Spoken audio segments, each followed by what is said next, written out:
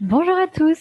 Merci d'être avec nous aujourd'hui pour ce webinaire sur l'organisation des webinaires dans vos structures. Je suis Lorraine du marketing de Solidatech et j'ai avec moi aujourd'hui Indigo, également de l'équipe marketing communication. Indigo, n'hésite pas à mettre ta vidéo pour dire bonjour si ça fonctionne. Avec le son. Bonjour, ouais, pardon. Bonjour.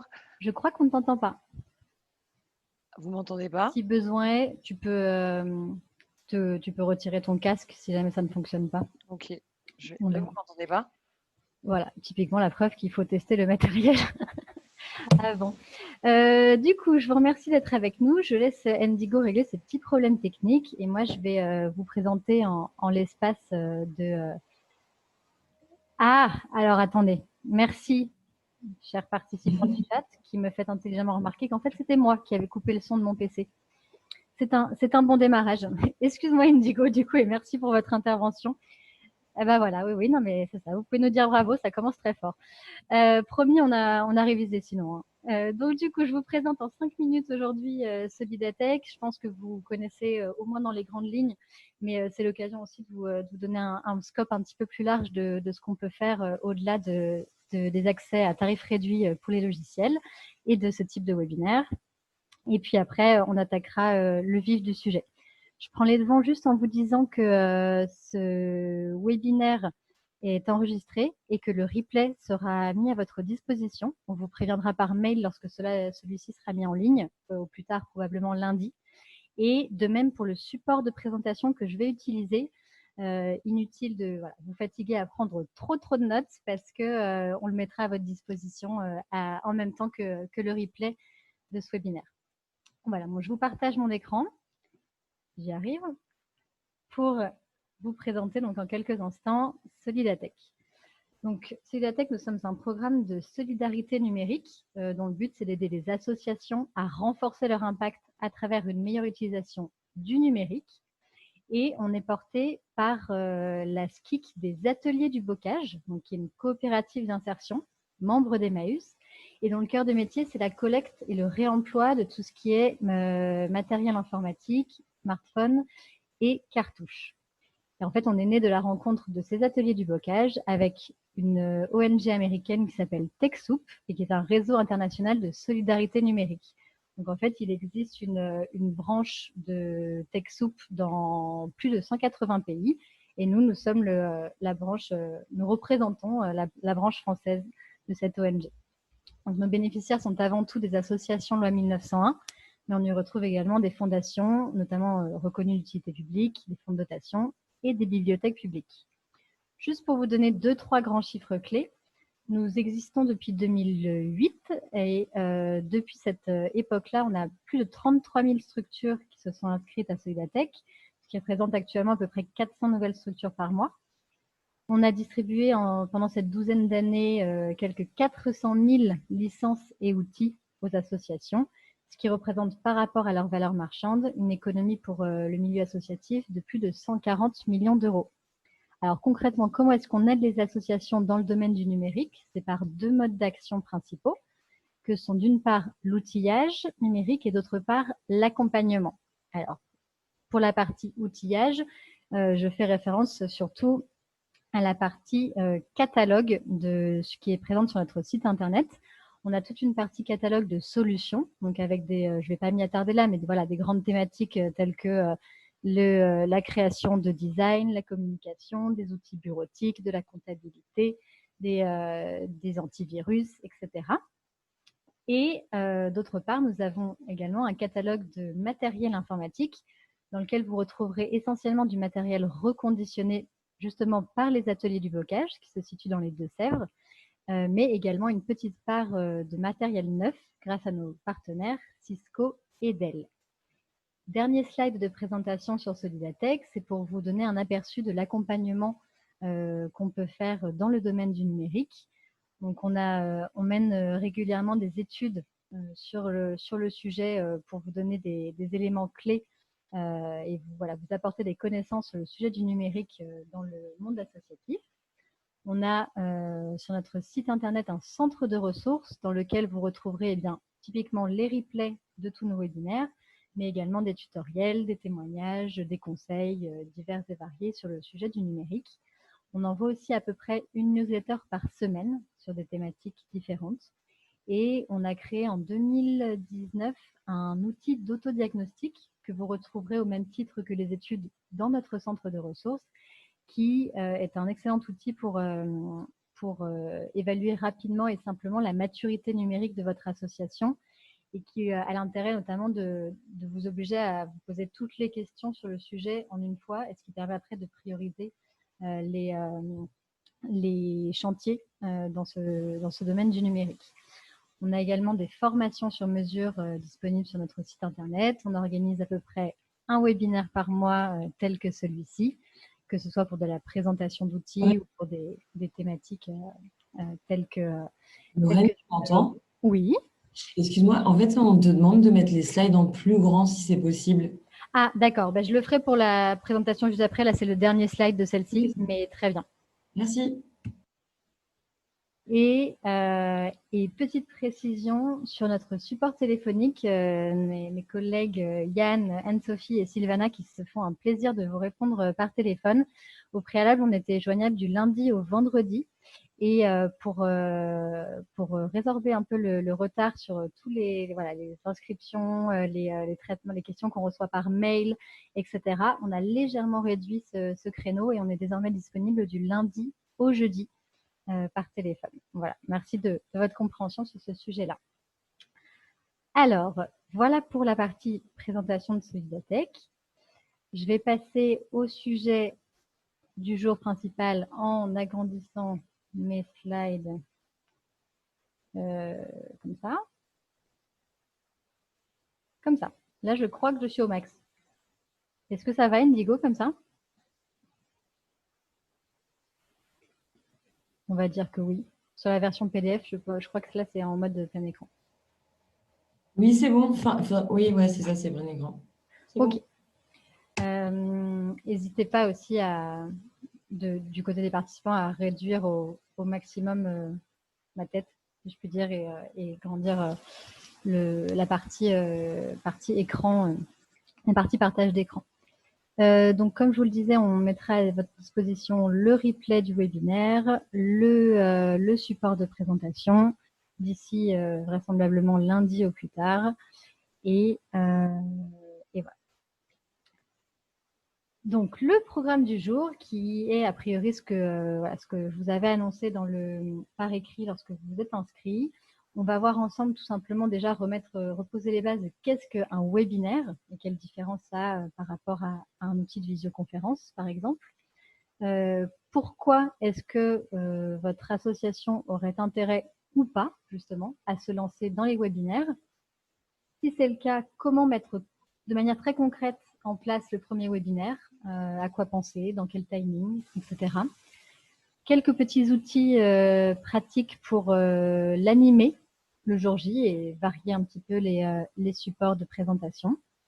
Et puis, une petite présélection d'outils qu'il existe sur le marché, les principaux outils qui peuvent être pertinents et vers lesquels vous pourrez vous tourner si vous êtes intéressé. Et puis, on terminera par une séance de questions-réponses.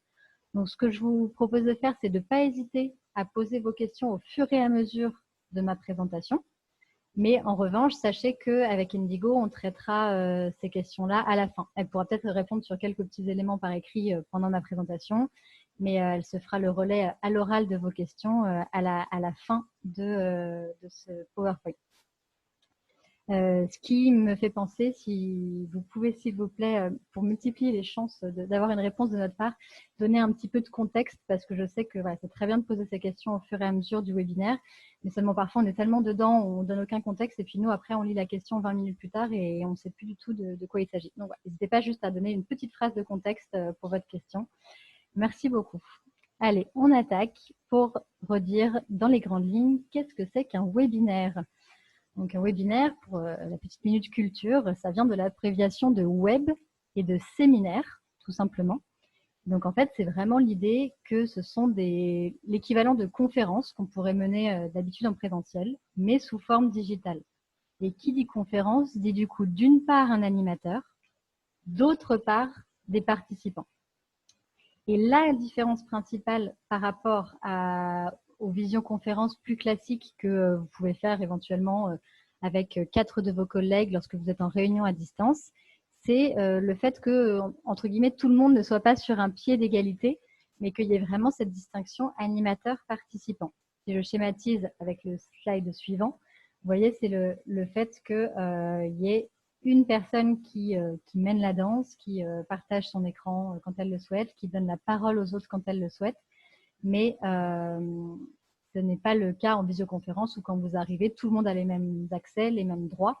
Et typiquement, je voyais juste avant qu'on commence quelqu'un qui demandait dans le chat comment couper son micro et qui pressentait qu'en fait, ça devait être automatiquement coupé. Bah, c'est typiquement le cas et ce qui permet, quand on est nombreux comme aujourd'hui, de rendre les choses beaucoup plus fluides, d'éviter les bruits de micro, de certains qui ne l'auraient pas coupé, etc. Quand on est plusieurs centaines, ça peut vite s'avérer très utile. Lorraine, pardon, je vais encore te couper. Non, tu as raison. Est-ce que tu pourrais te mettre en plein écran, s'il te plaît? C'est CTRL-L. Alors,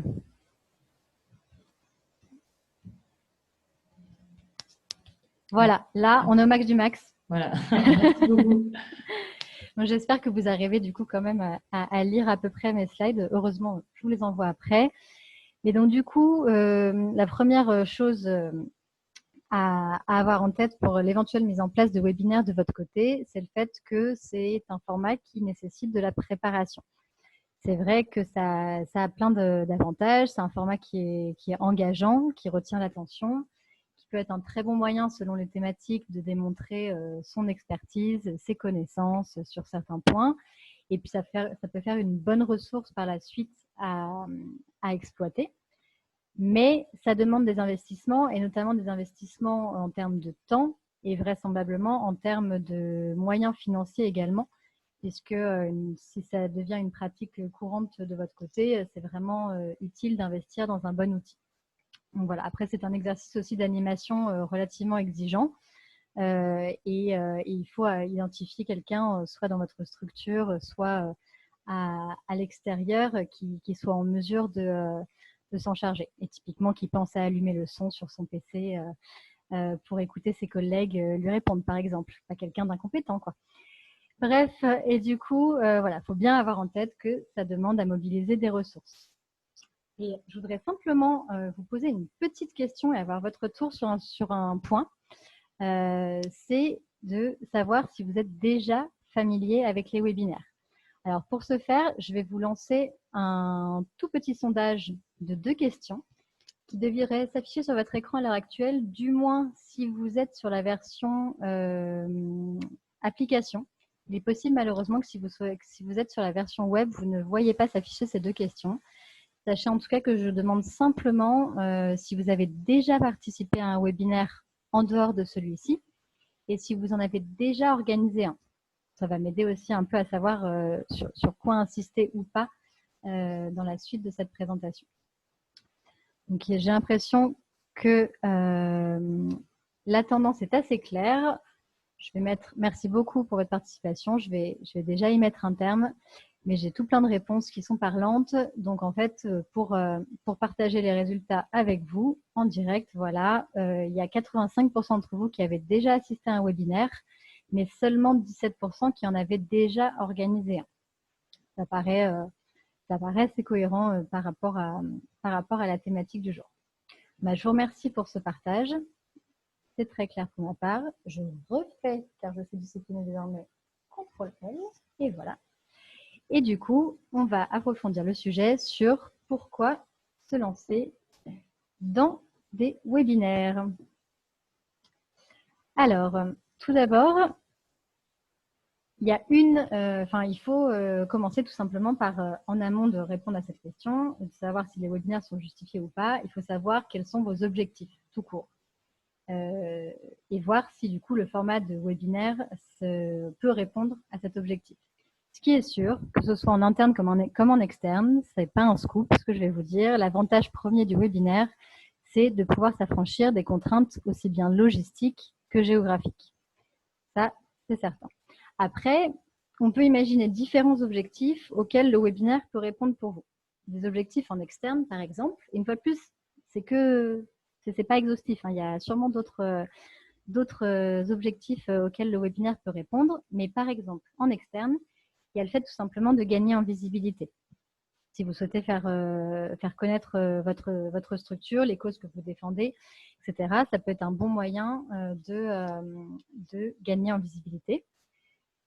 C'est un format qui permet de faire participer le plus grand nombre aussi, tout bêtement, hein, plutôt que d'avoir une pièce qui est limitée à l'accueil de, je ne sais pas, 30 personnes. Et bien ici, avec le format webinaire, les limites sont pas infinies, mais pas loin. On verra ça vers la fin. Et voilà, c'est une bonne manière de partager largement un savoir. Après, on peut imaginer aussi des objectifs auxquels les webinaires répondraient en interne, comme par exemple le fait de former ou d'informer ses salariés ou ses adhérents, ou pourquoi pas en début d'année ou à mi-année, se dire que c'est un bon moyen aussi d'accueillir et d'intégrer de nouveaux bénévoles. D'autant plus, on est bien d'accord, dans le contexte actuel où c'est parfois compliqué de se réunir de manière nombreuse. Mais pas seulement. Si vous êtes une tête de réseau et que vous avez des bénévoles partout, présents un peu partout en France, typiquement, c'est un bon format aussi, quelles que soient les circonstances sanitaires.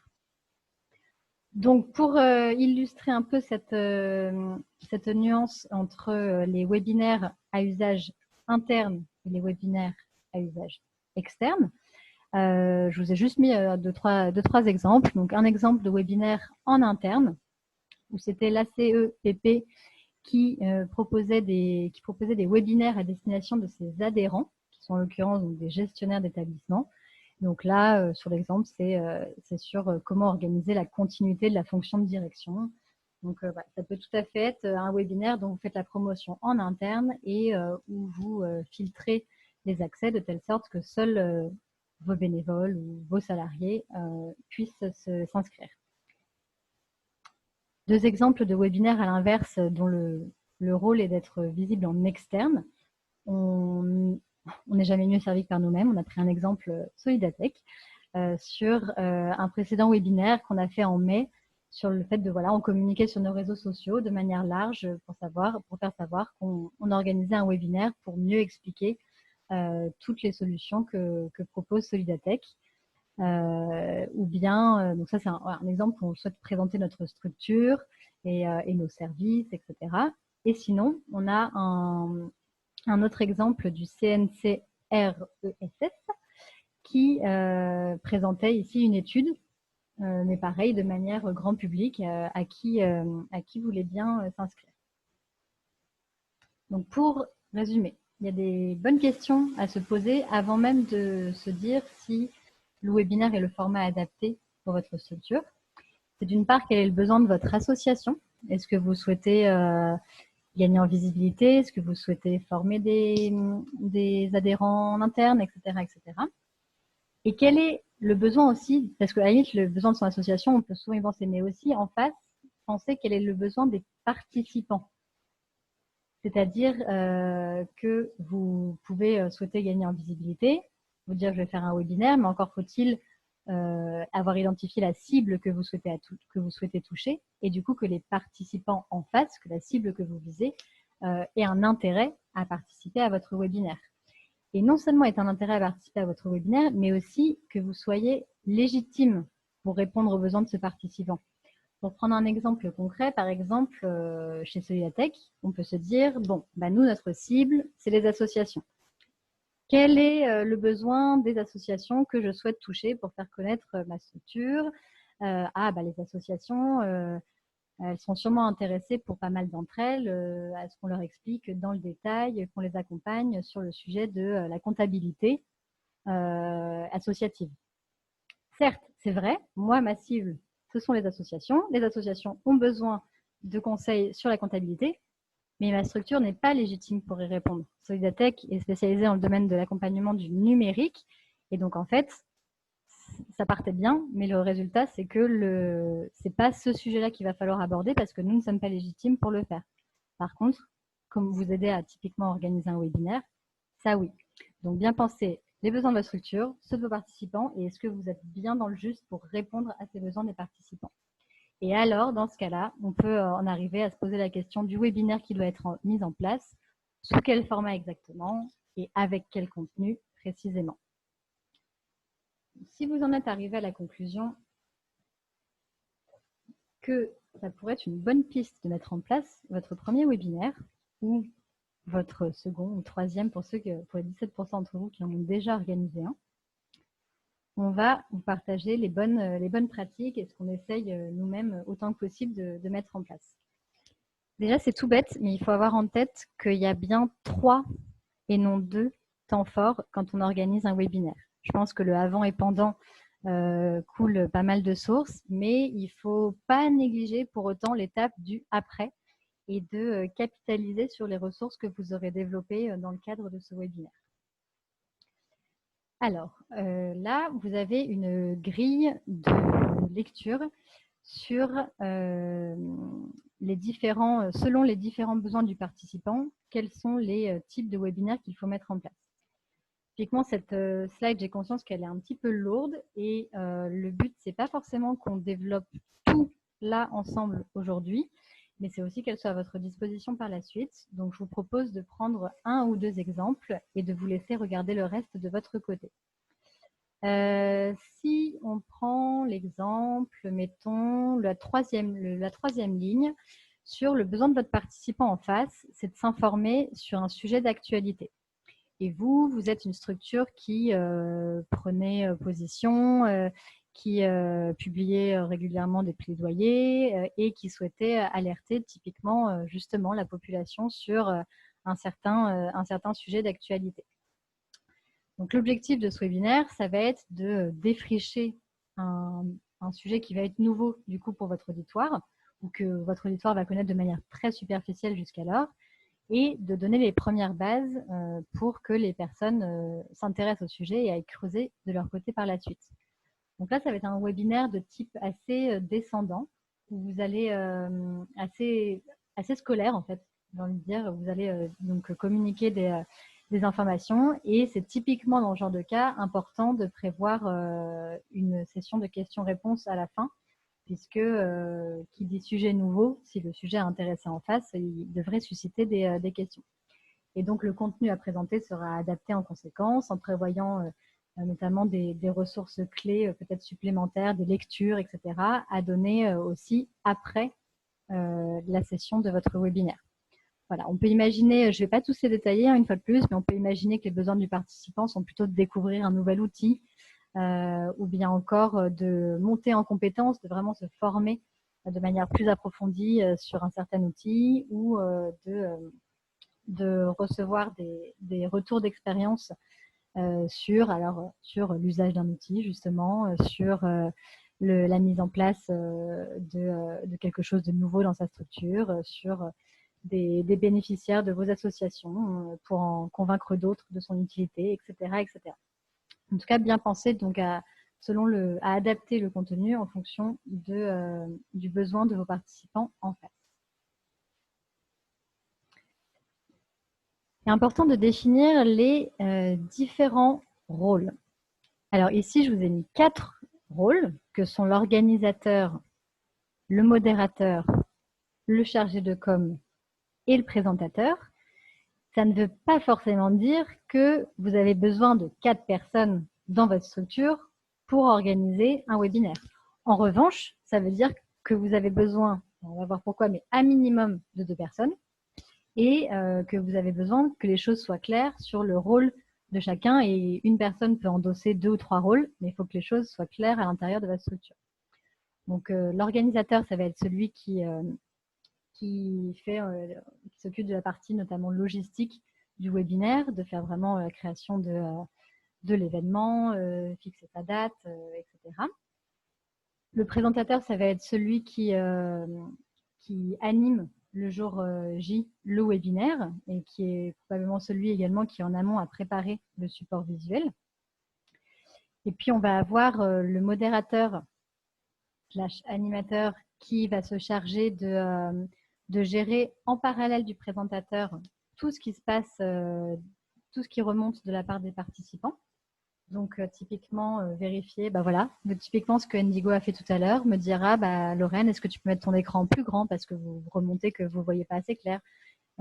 Parfois, ça peut être, est-ce que tu peux rapprocher ton micro, on ne t'entend apparemment pas très bien, etc., etc. Et puis, ça va être répondre aux questions par écrit, les mettre de côté, les trier au fur et à mesure pour que, en fin de webinaire, on soit plus efficace pour traiter vos questions.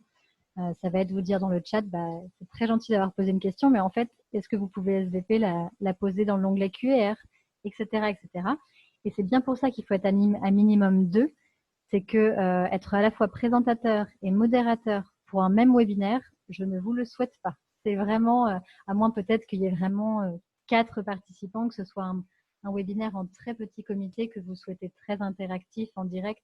Et dans ce cas-là, c'est sûrement envisageable. Mais dès que vous invitez du monde et que vous avez plus d'une trentaine, quarantaine, centaine de personnes, ça deviendrait franchement angoissant d'endosser les 2 rôles. Et puis le chargé de communication qui va mettre en place tout le plan de com qu'on va voir par la suite. Donc voilà pour les différents rôles à se répartir. On va pouvoir parcourir ensemble désormais une petite checklist de la mise en place, vraiment la construction du webinaire à proprement parler et de tout ce qui est à garder en tête. Donc, bien repartir, comme on l'a vu tout à l'heure, de l'objectif du webinaire et en fonction de cet objectif, identifier le sujet et la problématique qu'on souhaite traiter lors de ce webinaire. Il est ensuite indispensable forcément de définir date et horaire. Ce qui, soit dit en passant, même ça n'est pas complètement anodin. Enfin, je veux dire par là, il faut, ça se réfléchit aussi et ça va dépendre de votre cible et ce que vous voulez, par exemple. Nous, je sais qu'on va éviter de prévoir un webinaire sur les horaires du matin parce que du coup, ça voudrait dire que on serait accessible à moins de dom-tom qu'on accompagne également dans le domaine du numérique que qu'en le faisant sur cet horaire de 14h30. Donc voilà, typiquement, même l'horaire a été un petit peu réfléchi en fonction de la cible ou en fonction du sujet. Évidemment, si vous vous adressez uniquement à des bénévoles, à des individus, directement, eh bien mieux vaut prévoir un webinaire à 18h. Et à l'inverse, si vous vous adressez à des salariés ou en interne, eh bien, peut-être que 15h sera plus approprié. Donc voilà, même ça se réfléchit. Si besoin est, vous pouvez tout à fait faire appel à un expert externe. Nous, ça nous arrive très régulièrement, évidemment, par exemple pour vous présenter certains outils de notre catalogue ou pour traiter de certains sujets plus pointus qu'on ne maîtrise pas nous-mêmes dans les détails, comme par exemple la mise en conformité du RGPD ou le référencement naturel de votre site web, etc. C'est tout à fait faisable de faire appel à un expert externe, tant qu'une fois de plus, vous êtes initialement légitime pour traiter malgré tout du sujet. Donc, vous réalisez ensuite, ou bien votre partenaire, le support de présentation. Vous identifiez une personne ressource supplémentaire dans votre équipe, typiquement quelqu'un qui va peut-être faire le rôle du coup de modérateur que j'évoquais tout à l'heure. Vous validez le déroulé et le contenu en termes de durée, etc. En interne ou avec, une fois de plus, l'expert externe, tout en prévoyant un temps limité de webinaire. Et une fois de plus, on fait comme on peut selon les sujets qu'on souhaite traiter, etc. Mais je vous conseille fortement d'essayer de limiter le temps de votre webinaire à 90 minutes. Et typiquement, c'est vrai que peut-être qu'un sujet que vous auriez souhaité traiter sous format de conférence plus classique et vous auriez pu faire une matinée de 3 heures, tout compris, avec la petite pause au milieu, café, etc. Et puis en mettant un peu de temps à l'installation et que les choses commencent vraiment un quart d'heure plus tard, et puis en faisant participer les gens du fond de la salle, etc. C'est un format, on ne peut pas le transvaser tel quel sous forme de webinaire, ça serait trop lourd. Les gens vont décrocher au bout d'un moment. Déjà, moi, je vais m'estimer heureuse si j'arrive à vous retenir et à retenir votre attention pendant 1 heure. Donc vraiment, voilà, essayez de limiter à 90 minutes le temps de votre intervention, questions comprises. Quitte à faire plusieurs sessions, soit le jour même, matin, après-midi, soit un par jour, soit un par semaine, etc. Mais voilà, n'hésitez pas à découper le sujet lorsqu'il est trop lourd parce qu'on imagine bien comment ça se passe et la plupart d'entre vous avaient déjà assisté à plusieurs webinaires apparemment. C'est très vite fait de décrocher, hein, encore plus que d'habitude en direct, puisque voilà, on est un peu livré seul à soi-même derrière son PC et que potentiellement, hop, checker un petit mail au passage, et ben, c'est d'autant plus tentant qu'en temps normal. Donc ensuite, eh bien, vous passez aux choses encore plus concrètes qui sont de créer la page d'inscription du webinaire, donc là selon l'outil que vous aurez choisi, de paramétrer les fonctionnalités souhaitées. Pareil, hein, les fonctionnalités à votre disposition varieront selon l'outil que vous avez choisi, mais on entend par là, par exemple, le fait de laisser la possibilité ou pas aux gens d'ouvrir leur micro, le fait de programmer les différents mails automatiques, etc., etc. Il faut bien prévoir une session d'entraînement avec les animateurs ou les intervenants que vous ferez, que vous convierez. C'est valable en règle générale, mais c'est particulièrement valable si vous faites appel à un expert externe qui du coup ne sera pas forcément familier avec l'outil de webinaire que vous aurez choisi. Et quand bien même il serait familier avec l'outil que vous avez choisi, quand bien même il vous dit si, non mais c'est bon, moi j'en ai déjà fait des webinaires sur ton outil, là, t'inquiète, on peut y aller direct.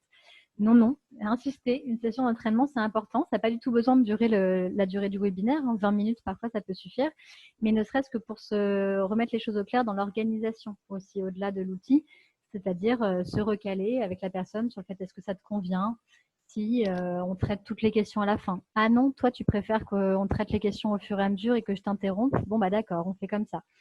Et puis ton support de présentation, il faut bien qu'il soit sous tel format, etc., etc. Donc une session d'entraînement, même courte, est vraiment utile. Vous pouvez préparer, si vous le souhaitez, un questionnaire de satisfaction. On y reviendra par la suite. Anticiper les potentielles questions selon vos sujets. Il y a peut-être quelques questions qui sont prévisibles et qu'il est bon de préparer en amont pour être le plus à l'aise possible le jour J.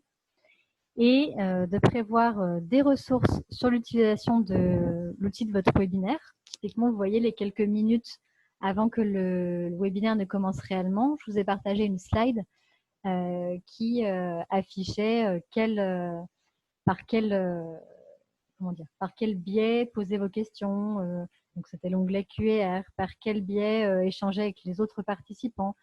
C'était sur le chat en sélectionnant telle option. Donc, voilà, c'est bien d'avoir une petite ressource sous ce format-là ou sous un autre, hein, et en amont ou le jour J, à voir selon votre cible aussi. Mais en tous les cas, d'avoir à disposition un petit support explicatif de comment se servir en tant que participant de votre outil de webinaire.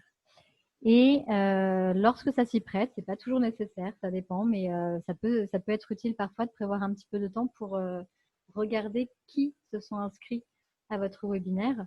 Bien évidemment, si c'est en interne, il n'y a pas de surprise, mais ça peut être une bonne chose pour éventuellement adapter votre discours et savoir voilà, tout simplement à qui vous avez affaire le jour J. Donc, on va s'attarder un petit peu plus sur la communication à mener sur le webinaire et sur le fait, vous allez voir qu'il y en a bien évidemment en amont de l'événement, mais également un petit peu en aval. Donc en amont de l'événement, sans surprise, il est important d'identifier les principaux canaux de communication que vous allez activer selon le webinaire. Donc ça peut être vos réseaux sociaux, votre base de données d'emailing si vous en avez une, votre site web, ou même des plateformes externes qui seraient légitimes pour relayer votre webinaire. Et en termes de timing, il faut bien avoir en tête qu'il y a plusieurs moments clés de la communication et je dirais que c'est à peu près 2 semaines avant. Si vous prévenez 6 semaines à l'avance, les gens ont le temps de complètement oublier entre-temps, se disent sur le moment « Oh, c'est dans longtemps, je verrai ça plus tard » et hop, ça passe aux oubliettes. Donc, on va dire grosso modo 2 semaines et 1 semaine avant. C'est en général des bons timings pour que les personnes puissent se réserver le créneau. Un jour avant, le petit rappel de la veille, si jamais quelques-uns n'avaient pas marqué ça, par exemple, dans leur agenda. Ah oui, c'est vrai, j'ai ça demain. et carrément 1 heure avant, comme vous avez dû le recevoir aujourd'hui, tout simplement pour simplifier en fait l'accès. Là, c'est pas tant, on part du principe que le jour même, les gens s'en souviennent, mais par contre, ils s'en souviennent, mais où est-ce que j'ai mis le mail que j'avais reçu où il y avait le lien pour y accéder? Oh là là, je sais plus du tout, merde, je crois que je l'ai supprimé. Pour éviter ce genre de choses, voilà, vous renvoyez une petite communication 1 heure avant, les gens ont le lien à leur disposition et normalement, ça simplifie le process d'accès. Donc ça, c'est ce qui se passe avant le jour J. Mais après le jour J, il y a encore un petit peu de travail sur la communication c'est quelque chose qu'il faut avoir en tête et qu'il faut aussi prévoir comptabiliser, on va dire, dans le travail que va vous demander l'organisation de ce webinaire. Et donc, l'idée, c'est de capitaliser sur le webinaire que vous avez fait pour en faire une ressource en elle-même, c'est-à-dire, une fois de plus, hein, quand le sujet s'y prête, enregistrer le webinaire, publier la vidéo en ligne sur vos réseaux sociaux, si vous avez YouTube ou un autre équivalent, sur votre blog, etc. C'est aussi l'occasion de partager le support que vous avez utilisé le jour J. Pareil, quand ça s'y prête, évidemment, si vous n'avez fait qu'une démonstration d'outils, ça ne sert à rien de partager les 3 slides de début où vous vous présentiez. Mais voilà, c'est adapté bien sûr selon vos sujets. Et voire même, bon, en tout cas, ce qui est sûr, c'est qu'il faut essayer quand c'est possible de faire de ce webinaire une ressource à relayer pour la suite. Mais en plus, parfois, ça peut être l'occasion, ça peut être un bon départ pour créer carrément une ressource supplémentaire et pour, en fait, en partant de ce webinaire, l'inclure dans une ressource que vous avez créée. Alors, un article beaucoup plus détaillé, une série de webinaires, un guide pratique dans lequel vous allez inclure ce sujet, etc. Et juste un petit aperçu rapide du timing de planification chez Solidatech. Pour vous donner une idée, en gros, un mois à l'avance, il faut que le côté communication de votre structure à peu près soit informé de la mise en place de ce webinaire tel jour à telle heure sur tel sujet. 3 semaines avant, créer la page webinaire, nous c'est ce qu'on fait sur notre site internet, et prévenir l'ensemble des collègues qui peuvent éventuellement être concernés. À 2 semaines avant le début de l'événement, diffuser la communication sur nos réseaux sociaux, 10 jours avant par mail, et ensuite 2 à 3 jours après, faire ce travail de post-production dont je vous parlais à l'instant. Juste quelques conseils très simples sur le support de présentation qui, soit dit en passant, sont valables pour pas seulement pour les webinaires, mais bien sûr pour tout type de présentation que vous pouvez faire. Essayez autant que possible d'uniformiser le style visuel, d'être concis, de citer des sources fiables, une fois de plus quand le sujet le nécessite, et d'être interactif. Quelques conseils pour le jour J et l'animation vraiment le moment venu du webinaire. Utilisez une connexion filaire à Internet, si vous en avez une à disposition. Prévoir un verre d'eau, un endroit calme, activer sa caméra. Il y en a qui ne le font pas, mais moi, je trouve ça plus humain, on va dire, plus sympathique de savoir à qui on a affaire en face et de ne pas juste avoir une voix comme on l'aurait dans un tutoriel préparé à l'avance ou quoi. Donc, je vous conseille d'activer votre caméra quand vous pouvez. D'être clair sur l'usage de la fonctionnalité questions et réponses quand vous en avez une, de quel usage prêter au chat, etc. De parler distinctement et doucement, de diversifier les formats pour favoriser l'attention et d'utiliser des outils de sondage pour impliquer les participants. Quelques recommandations ensuite sur ce qu'il faudrait faire idéalement une fois le webinaire passé. C'est mettre à disposition donc, le support de présentation lorsque c'est pertinent, diffuser l'enregistrement de la vidéo soit en privé, soit sur une plateforme publique selon l'usage que vous en avez. Dédier du temps pour une analyse des indicateurs. Selon l'outil que vous utilisez, vous aurez souvent quelques informations basiques sur, alors bien évidemment, le nombre d'inscrits, le nombre de participants, mais également le temps de présence, le taux de participation, le moyen de connexion, etc., etc. Et pour s'adapter pour les suivants, ça peut être de bons éléments à surveiller. Et ne pas hésiter aussi à solliciter le retour des participants. C'est bien notamment de donner une adresse mail de contact ou éventuellement, si vraiment vous voulez creuser le sujet, de partager une enquête de satisfaction. Après, typiquement, ne partagez pas une enquête de satisfaction parce que c'est sur la checklist et qu'il faut bien faire et que on a dit que pour un webinaire, il fallait faire une enquête de satisfaction après. Ne le faites pas si vous savez d'ores et déjà que vous n'aurez pas le temps de traiter les réponses, de vous adapter pour les webinaires suivants, etc. C'est vraiment, et je vous conseille de ne pas forcément le faire systématiquement, parce que justement, si vous en faites un tous les mois, vous n'allez pas non-stop vous remettre en question à chaque fois. En revanche, ça peut être intéressant de le faire, mettons, une fois tous les 6 mois, suite à 1 ou 2 webinaires, pour voir si vous pouvez vous adapter et vous améliorer dans vos pratiques. Excuse-moi, Lorraine, je te coupe encore juste pour te dire que ça fait 40 minutes. Oui, tu as bien raison. En l'occurrence, j'avais vu, mais, mais tu as bien raison de me le dire. Et du coup, justement, c'est typiquement un slide, dans tous les cas, sur lequel je n'ai pas l'intention de m'attarder. L'idée, c'est vraiment que vous ayez ces outils-là à disposition si le sujet vous intéresse et que vous puissiez aller creuser de votre côté.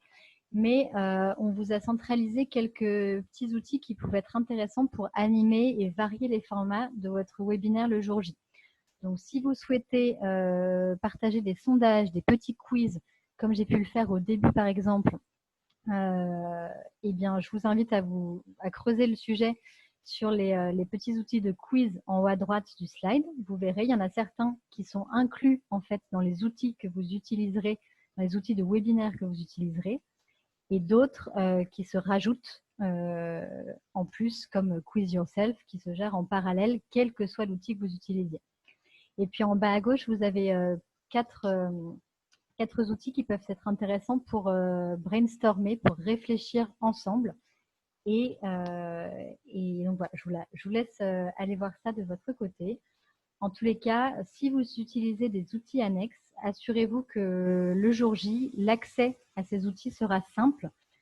Testez bien de votre côté l'outil en amont et puis pensez à accompagner vos participants, à leur dire comment utiliser l'outil, où trouver le lien pour le faire, etc. Quitte à le faire en amont d'ailleurs, si c'est plus simple pour vous. Voilà. Et enfin, on va terminer avant de passer aux questions-réponses, juste sur une petite présélection d'outils. Alors pareil, dans tous les cas, l'intérêt avant tout, c'est aussi que vous puissiez aller creuser le sujet selon vos besoins et selon vos budgets et les fonctionnalités qui vous importent le plus, que vous puissiez aller creuser un petit peu votre présélection de votre côté. Mais en tous les cas, là, je vous ai mis 5 solutions très, très classiques et très incontournables des webinaires. Plus exactement 4, et je vous ai rajouté Jitsi qui n'est pas une vraie solution de webinaire, qui n'est qu'une solution de visioconférence, mais qui en fait, je vous l'ai mise parce que c'est la seule qui soit gratuite avec le plus grand nombre de participants possible et sans limite de temps. Le nombre de participants restant quand même limité, mais voilà, ça m'ennuyait qu'il n'y ait pas de solution complètement gratuite, donc je voulais rajouter. Mais sinon, les outils Adobe Connect, GoToWebinar, Livestorm et Zoom sont vraiment des outils bien rodés pour la mise en place de webinaires. Tous ont la fonctionnalité d'enregistrement, d'interaction avec les participants assez poussée et un nombre de participants, on va dire des abonnements qui peuvent varier selon vos besoins, donc ce qui permet que la tarification soit ajustée selon si vous avez besoin d'un maximum de 100 ou de 1000 participants par exemple. Et tous ces outils, du coup, mis à part Jitsi, sont payants. Sachant que sachez que pour Zoom, on a des réductions. Vous avez des réductions en passant par Solidatech. Typiquement, quand vous cliquerez sur le lien, voilà, sur le mot Zoom, là, sur cette présentation, vous accéderez à la page produit en question. Et du coup, hop là, non, ce n'est pas ce que je voulais faire. Reviens. Voilà. Et donc, voilà, juste pour résumer, pensez bien que les webinaires faut pas en faire pour en faire et ça s'improvise pas. Il faut que ce soit cohérent par rapport à votre stratégie de développement de votre association de manière plus globale. Il faut bien se forcer à faire les choses dans l'ordre et poser d'abord un objectif clair et précis auquel le webinaire se contentera de répondre. Ayez en tête qu'il faut qu'il y ait au moins du coup 2 personnes dans votre structure qui puissent y dédier du temps, que la phase de préparation en amont prend du temps, mais qu'il y a aussi des ressources à prévoir post-webinaire et que c'est intéressant de mesurer les impacts sur votre organisation après coup. Voilà pour mon long monologue. Et je vais laisser Indigo du coup remonter vos questions au fur et à mesure. Essayez d'y répondre autant que possible. Je ne promets pas d'avoir la réponse à tout, mais je vous promets d'essayer et je vous promets de dire quand je ne sais pas. Voilà.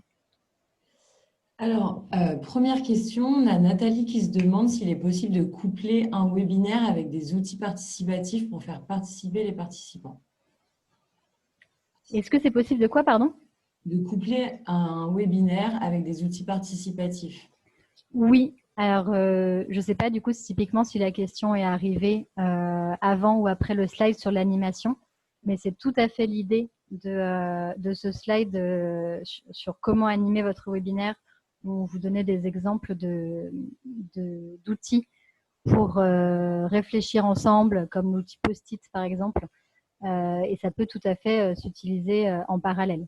Sachant que par exemple, si vous voulez ne pas perdre les participants à votre webinaire sur un autre outil, etc., vous pouvez utiliser un autre outil en parallèle tout en partageant votre écran. Comme ça, vous êtes sûr que ceux qui sont allés sur l'outil de leur côté, y sont, et ceux qui n'y parviennent pas ou ne veulent pas, etc., arrivent quand même à suivre vos propos, puisque eux aussi ont finalement l'outil sous les yeux grâce à votre écran. Ensuite, on a Vincent qui nous demande quelle est la différence entre un webinaire et une vidéo préparée et mise en ligne sur YouTube. Alors, la différence principale, c'est le live, c'est-à-dire le fait que ce soit en direct. Une vidéo préparée en amont, elle est ratée, on peut la reprendre X fois jusqu'à ce que la version nous convienne. Là, moi, si on se trompe ou qu'on dit des bêtises avec Indigo, et ben, vous serez les premiers témoins en direct. Donc, c'est vraiment ce côté en direct qui est la différence principale. Et après, selon le sujet que vous voulez traiter, et ben, l'un va s'y prêter mieux que l'autre et aussi l'un va vous demander plus de travail que l'autre. Parce que ça peut être parfois très compliqué en termes de montage. Si vous voulez par exemple faire une démonstration d'outils et que vous voulez faire les choses de manière hyper carrée, vous enregistrez tout seul dans votre coin avec la voix off et puis faire des petits montages coupés quand c'est trop long, etc. Ça peut demander pas mal de travail et finalement être plus efficace même en termes de timing de faire un webinaire en live. Et puis l'avantage aussi, le deuxième avantage au-delà du côté en direct, c'est le côté plus engageant et le fait qu'on puisse être en interaction. Et typiquement, moi, si j'avais enregistré toute seule dans mon coin cette présentation, bah, on n'aurait pas été en mesure de répondre à votre question. Donc c'est aussi voilà l'avantage du webinaire de pouvoir échanger pendant ou à la fin selon le format. Merci. Ensuite, on a Pierre-Yves qui nous demande s'il y a une page d'inscription des participants pour Zoom. Alors oui, et a priori, si Pierre-Yves est parmi nous, c'est qu'il s'est inscrit typiquement sur une page d'inscription pour notre webinaire. Donc je ne sais pas si j'ai bien compris la question ou pas, mais il y a une page d'inscription par webinaire et vous pouvez décider par webinaire les critères que vous souhaitez demander à l'inscription. Le minimum, ça sera forcément le mail parce qu'on a besoin, le logiciel en lui-même demande un mail pour pouvoir vous envoyer des informations, etc. Mais on peut vous demander l'organisation, le nombre de salariés, si vous connaissez déjà Solidatech. En fait, on peut vous demander plein de choses à l'inscription ou pas. Ensuite, il y a Gaëlle qui demande au niveau de la construction du webinaire, sur la question de la limite de temps, est-ce que ce serait une bonne idée de faire des pauses vidéo pour maintenir l'attention? J'ai envie de dire ça va dépendre de à qui vous vous adressez. Je pense qu'un webinaire en interne, ça peut s'y prêter bien en étant un petit peu discipliné, entre guillemets, comme on peut l'être avec ses collègues de travail en réunion, etc. Et ça peut s'envisager de dire, bon, bah, il est 30, on se retrouve à 45. D'ici là, bonne pause café, bonne pause clope et à tout à l'heure. Je pense aussi que dans certains cas, ça peut être plus compliqué, notamment pour des webinaires vraiment grand public, où vous allez être nombreux avec des gens de l'externe, etc. On n'est pas à l'abri d'en perdre aussi en cours de route ou que les gens reviennent en retard et rater une information clé qui vous redemanderont vers la suite. Enfin, mais pourquoi pas quand c'est notamment en interne. Merci. Ensuite, Renaud qui nous demande, est-ce que lorsqu'on veut plusieurs animatrices, enfin un animateur et un modérateur pardon, et, un présentateur, il faut au moins 2 licences Zoom? Non. Non, en fait, il vous faut une licence Zoom pour pouvoir créer l'événement du webinaire, pour pouvoir avoir justement cette page d'inscription pour les participants, que les participants aient le lien, etc. Mais après, vous pouvez, parmi les participants, sélectionner qui vous le souhaitez pour basculer manuellement cette personne de participant à co-conférencier et de co-conférencier à co-animateur. Et typiquement, c'est ce qu'on a fait avec Indigo au début de ce webinaire. En fait, il n'y a que moi, si je puis dire, qui ai créé l'événement et qui l'ai lancé initialement. Mais après, Indigo, qui était simplement inscrite en tant que participante, a pu me rejoindre actuellement en co-animatrice et a exactement les mêmes accès et les mêmes droits que moi là pour gérer ce webinaire. Donc, une seule licence Zoom suffit pour organiser un webinaire. Là où vous auriez besoin de 2 licences distinctes, c'est si vous souhaitiez organiser 2 webinaires simultanément. Mais ce qui est assez rare, normalement. Alors ensuite, il y a beaucoup de personnes qui te demandent des informations sur les outils. Quels outils tu recommanderais pour effectuer un webinaire? Alors, bah, du coup, j'aurais tendance à reporter les gens vers le slide sur les outils, sur la grille comparative des outils. Je dois reconnaître que c'est un peu compliqué pour moi d'être complètement partial, parce que par définition, chez Sodiatech, on n'utilise pas les 5 outils en parallèle. Voilà. Donc, moi, je peux dire en toute franchise que je suis satisfaite de la manière dont fonctionne Zoom. J'apprécie notamment beaucoup la fonctionnalité Q&R, parce que je suis souvent dans le rôle de modératrice et je sais que c'est déjà pas simple à gérer quand il y a du monde, mais le fait de pouvoir gérer les questions par cette fonction Q&R est vraiment bien. Donc, je recommanderais au moins un outil qui a cette fonction, ça c'est sûr. Je recommanderais aussi un outil qui a la fonction d'envoi d'email, parce que c'est super pratique que tout soit généré au même endroit. Ça fait gagner du temps de ne pas avoir à s'occuper manuellement ou à programmer en parallèle avec un autre outil les envois de rappel dont je parlais tout à l'heure, etc. Donc, on va dire, tant que l'outil est fiable, connu, tel que les 5 qu'on a présélectionnés là, et qu'il y a l'option Q&R et qu'il y a l'option de mailing intégrée, je pense que c'est déjà pas mal. Après, tout va dépendre. Par exemple, l'option sondage, certains d'entre vous, ça vous sera complètement inutile, et d'autres, ça va même être, si vous travaillez avec des écoles, ça va carrément être central dans votre choix. Après, ça va beaucoup dépendre des usages. Mais nous, en tout cas, on est satisfait de Zoom.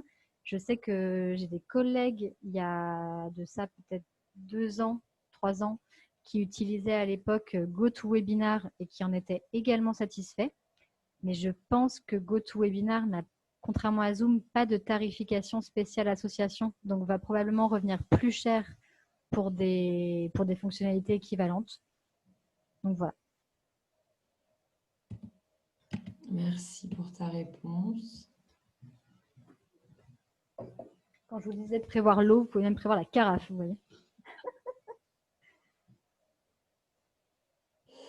Ensuite, on a une question de, excusez-moi, j'ai peur d'écorcher le prénom, Gul Seren, qui demande si c'est utile d'avoir un support de présentation pendant le webinaire. enfin, et qu'il faut forcément mieux avoir un support de présentation? Alors, bon, pareil, hein, c'est toujours un peu compliqué de répondre de manière très générale, mais on va dire que statistiquement, oui, je pense qu'il y a de fortes chances que la réponse soit oui à cette question, parce que ça fait un support visuel qui aide à suivre aussi tout simplement.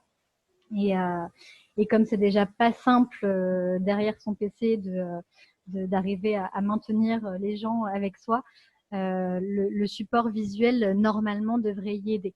Après, une fois de plus, ça dépend. Si par exemple votre webinaire a vocation à former en interne une quinzaine de bénévoles sur l'usage de tel nouvel outil que vous avez mis en place, ça va être beaucoup plus pertinent de faire une démonstration en direct. Donc là, de partager votre écran et de leur montrer en direct ce que vous leur conseillez de faire, de quelle manière sur l'outil.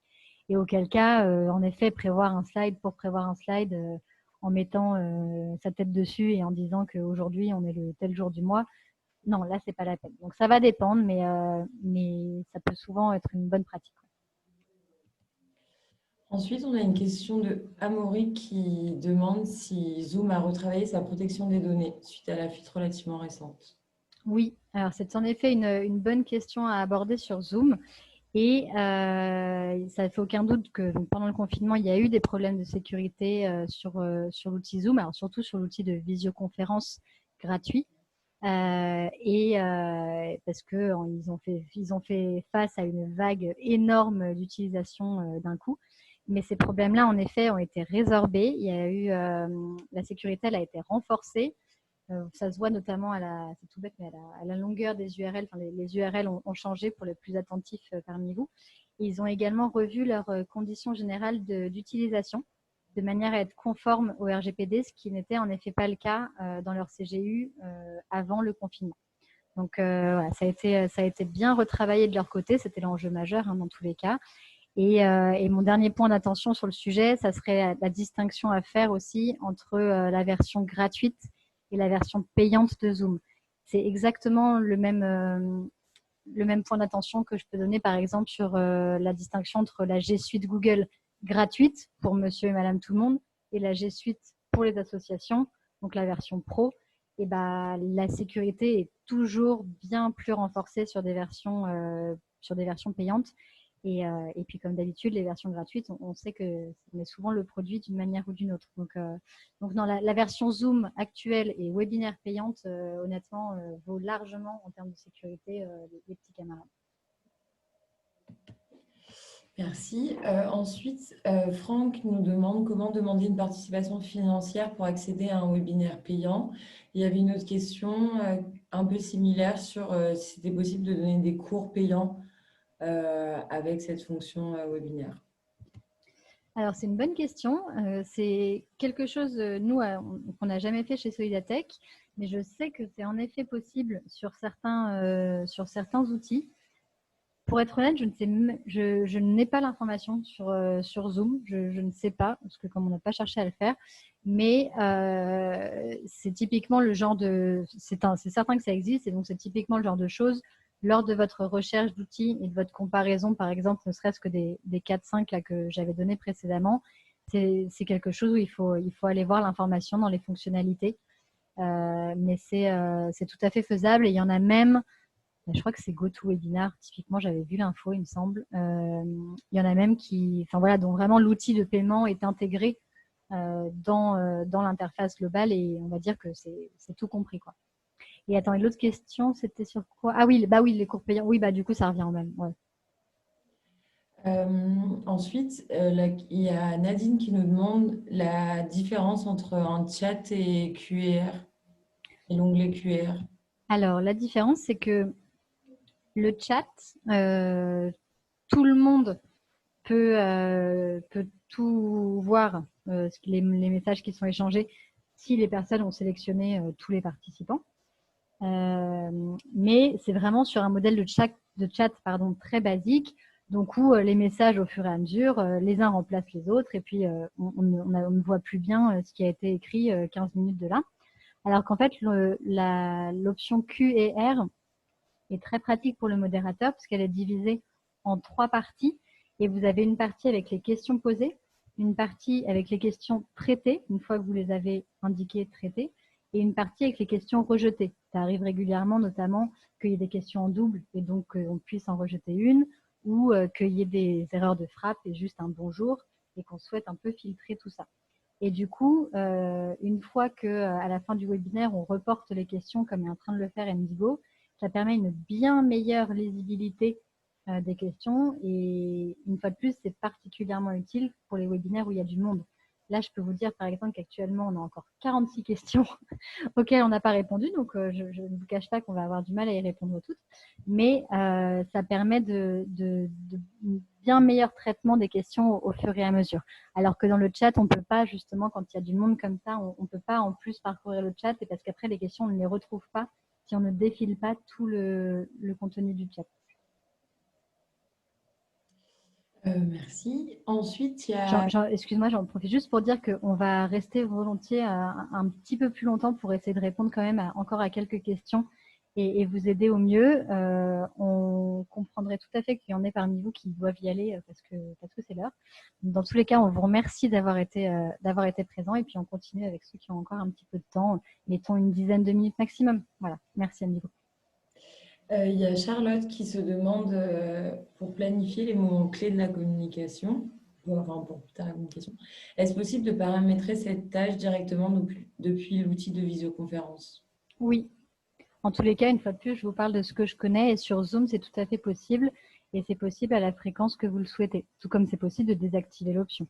Et donc, le fait d'envoyer un message de rappel avec le lien, etc., l'heure de l'événement, une semaine, un jour et une heure avant, c'est nous qui l'avons programmé. Mais si on voulait juste envoyer une heure avant ou juste envoyer une semaine avant ou ne rien envoyer, on pourrait le faire. Et ça se fait en effet dans l'interface même de Zoom. Il y a Nelly qui… pardon, excusez-moi, je me suis trompée. Ça file. J'ai perdu la question. Malgré l'onglet QR, c'est dire. C'est dire que c'est pas simple. Du coup, je vais changer. Excusez-moi pour la question posée, mais j'ai perdu. Serait-il possible de… Enfin, Anne-Claire qui nous demande si ce serait possible de prévoir un prochain webinaire sur comment organiser un webinaire sur Zoom avec un accompagnement technique. Ah oui, alors je m'engage sur rien, surtout que je ne vous cache pas qu'on a déjà tout plein de bonnes idées sur les prochains webinaires qu'on a programmés, mais c'est une bonne idée, encore quelque chose, on va dire, d'encore plus concret sur l'usage même de l'outil et vous prendre par là. Où je suis en train de penser, d'ailleurs, j'ai une collègue, on va peut-être faire un webinaire, je ne sais pas, mais sinon on va peut-être faire un article du centre de ressources avec une vidéo que j'ai une collègue à nous à préparer pour l'accompagnement de quelques associations. Donc, webinaire, bonne idée dans l'absolu et on la garde, mais à minima, une ressource dans le centre de ressources, une vidéo. J'ai retrouvé ma question de tout à l'heure. C'était pour savoir s'il était possible de séparer l'audience en petits groupes de travail pour la coproduction entre participants. Alors, des salles, en autre mot. C'est une option qui est possible sur Zoom en visioconférence normale, de diviser en groupes. Donc, je me dis que ça ne serait pas étonnant que ce soit également possible sous format webinaire, mais je ne l'ai jamais fait et je ne mettrai pas non plus ma main à couper. Donc, honnêtement, là, comme ça, je ne sais pas. C'est probable et je me dis que si ce n'est pas le cas pour Zoom, il doit bien y avoir un outil qui fait ça. Ensuite, Serge nous demande si on peut considérer qu'un webinaire puisse servir de support pour une AG virtuelle et qui va venir répondre aussi à la question d'Angélique qui souhaite organiser une AG webinaire. Et du coup, elle demandait s'il valait mieux que chaque intervenant ait son propre PowerPoint ou qu'on regroupe tout sur le même PowerPoint et si tu avais une idée de comment faire voter et gérer les pouvoirs remis par les personnes ne pouvant pas être présentes. Alors, j'ai juste pas forcément compris le point sur le PowerPoint, mais en tous les cas, déjà, de manière globale, sur le format webinaire pour une AG en ligne, je pense en effet que ça s'y prête très bien. Pour la partie vote, donc là, ça serait pour faire ça serait pour faire voter en 2 temps, du coup, pour faire voter d'une part ceux qui sont présents le jour J et d'autre part ceux qui ne le sont pas pendant la conférence, c'est ça? Tu as compris comme moi? Ouais. Alors, je pense que dans ce cas-là, oui, c'est bien sûr, hein, c'est faisable. Mais je pense que dans ce cas-là, il vaut mieux quand même tout centraliser sur le même outil de sondage.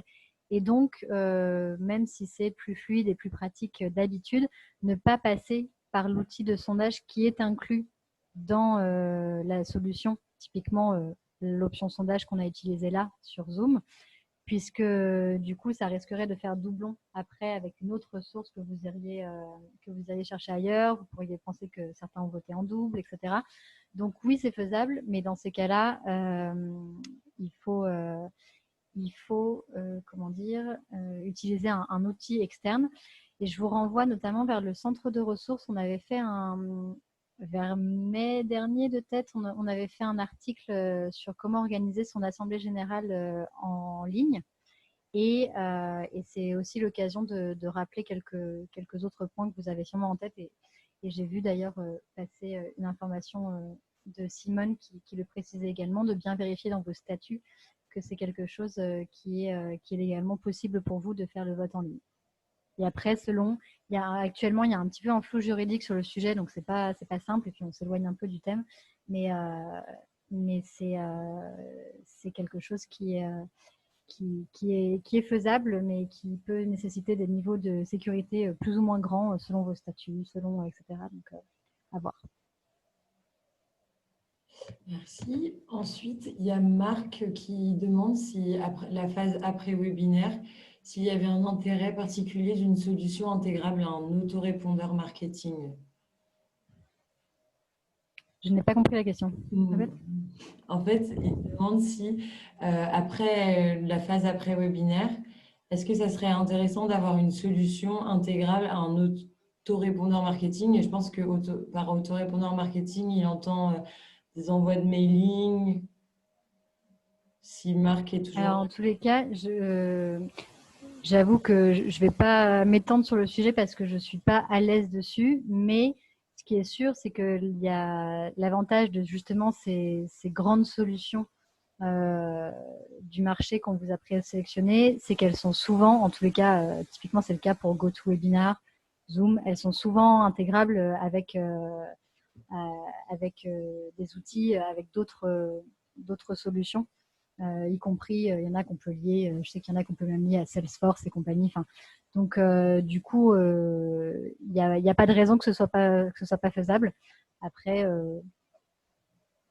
je ne saurais pas tellement en dire plus. Merci. Et ensuite, il y a pas mal de personnes qui demandent des informations sur l'offre Zoom de Solidatech. Alors, je vous invite à... Attends, je vais peut-être partager mon écran. Alors, j'ai déjà partagé le lien de page produit. D'accord, bah, très bien. Pour rappel, elle est aussi disponible sur la présentation. Vous avez 2 offres pour dont même la première, la moins coûteuse des deux, comprend aussi des options pour les... Attends, je vais partager mon écran. Ça va être plus clair. Hop.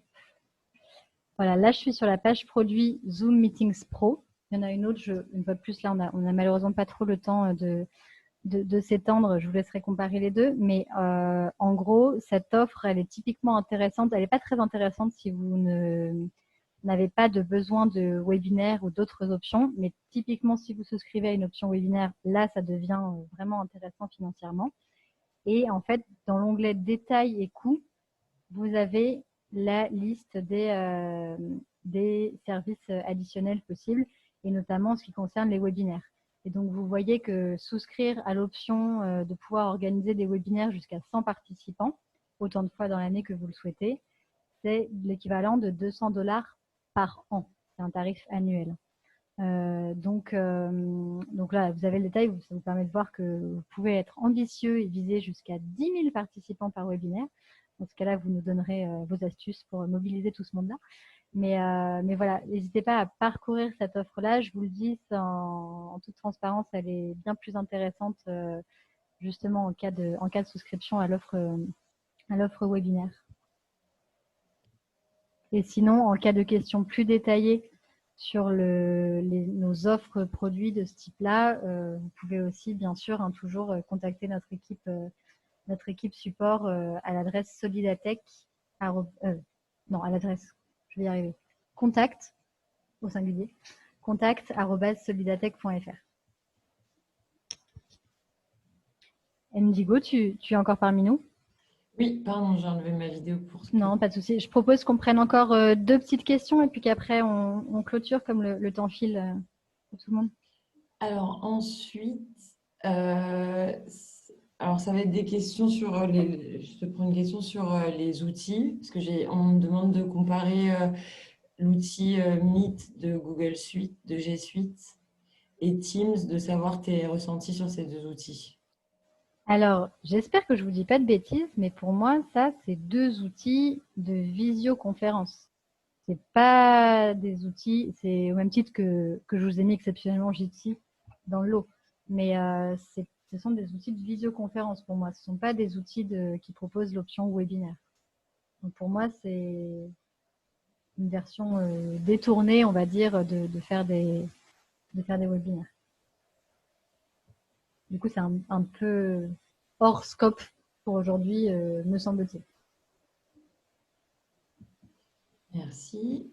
Et alors ensuite,